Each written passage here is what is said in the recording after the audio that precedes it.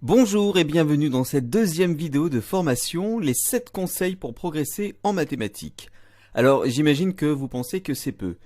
Bah peut-être, mais ils sont indispensables et rares sont les fois où vous allez en entendre parler. Le premier conseil, c'est de savoir que personne n'est nul en maths. Et oui, la formule vous semble un peu provocatrice, fausse, parce que si c'était vrai tout le monde serait bon ou alors ça se saurait. Figurez-vous que j'étais comme vous, je pensais que soit on était bon, soit on était nul.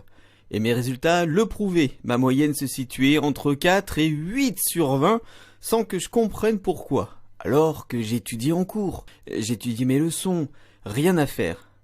Les mathématiques c'est un petit peu injuste, mais c'est une des seules matières où l'on peut échouer alors que l'on connaît son cours. Et puis, arrivé difficilement vers le lycée, de cours particulier en cours particulier, j'ai compris certaines choses, une logique que je n'avais pas. Et du coup, j'ai eu 15 sur 20 au bac. C'était inespéré, ma mère se rappelle encore. Donc lorsqu'on n'est pas bon, c'est pour toujours ? Non, la vérité est bien différente. Il faut savoir que pour l'éducation nationale, les mathématiques, c'est un outil de sélection. Et l'on vous dit que si vous ne comprenez pas, c'est parce que vous ne travaillez pas assez. Mais en fait non, ce n'est pas ça parce que c'est quoi au juste travailler ? Apprendre par cœur les théorèmes ? Faire et refaire les exercices ? Non. Si vous faites ceci, vous risquez de ne pas pouvoir appliquer les théorèmes ou les règles et de faire et refaire les mêmes erreurs. Et oui, si personne ne vous dit pourquoi vous vous êtes trompé, vous ne pourrez jamais réussir. Nous allons voir dans les prochaines vidéos les raisons de vos erreurs. Tout se résume en une approche différente et une pédagogie adaptée. Il n'y a pas de fatalité, vous allez vous reconditionner grâce à une autre pédagogie. Votre cerveau a toutes les capacités pour comprendre. Mais à force d'entendre « vous êtes nul »,« vous n'y arriverez jamais »,« vous n'êtes pas fait pour ça », à la longue, vous commencez à douter de vous. Et c'est bien normal. Moi, je vous propose de repartir à zéro et de reprogrammer votre cerveau. Vous allez progresser. Nous allons avoir une autre approche. L'approche de la logique. Parce qu'en mathématiques, on apprend tout sauf la logique. La logique mathématique, celle que l'on utilise dans les tests psychotechniques lors de certains entretiens d'embauche. Je vous donne un exemple. Une liste de 5 mots, il faut donner l'intrus. Voici cette liste. Armoire, manchot, voiture, lunettes, billet. Prenez un papier et un crayon, écrivez ces mots, ces 5 mots. Armoire, manchot, voiture, lunettes, billets. Je vous laisse le temps de répondre et vous allez me dire quel est l'intrus.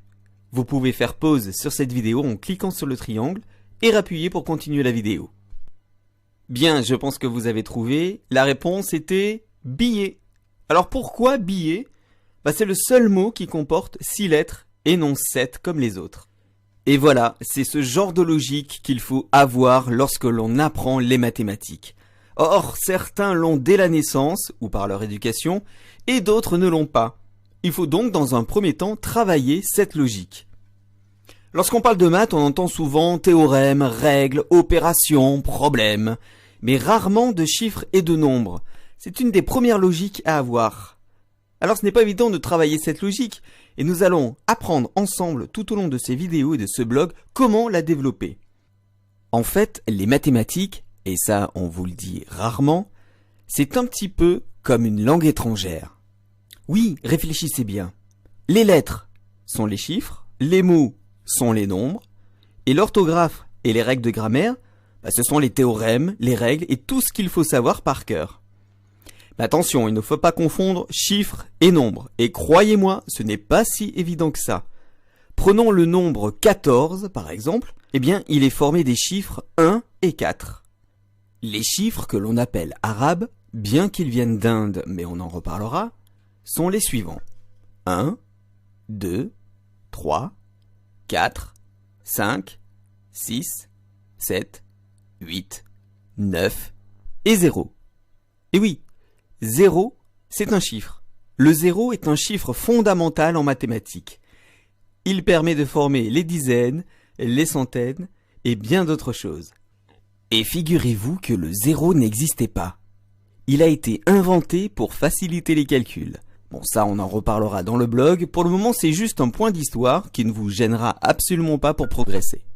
Apprendre les mathématiques comme une langue étrangère, voilà un des conseils à appliquer. Et pour progresser en anglais par exemple, il faut parler anglais. Donc, pour progresser en mathématiques, il faut faire des mathématiques, mais en comprenant ce que l'on fait. Et si vous ne savez pas encore le faire, je vous guiderai et vous donnerai des adresses de blog ou de sites ainsi que des livres qui vous aideront à combler vos lacunes. Ce premier conseil s'achève. Je vous garantis que même s'il vous semble basique, il est primordial. Alors reconditionnez-vous. Dites-vous que tout le monde peut progresser et votre état d'esprit sera gagnant. Et nous pourrons commencer enfin à faire des maths. Et dans la prochaine vidéo, nous allons réviser les bases que l'on a tendance à oublier. Elles sont si évidentes que l'on ne les voit même plus. Voilà, c'est fini pour aujourd'hui. Vous pouvez commenter cette vidéo, m'envoyer un mail sur la page contact de plusbellesmaths.com et je vous répondrai très vite. Je vous souhaite bon courage et vous dis à très bientôt.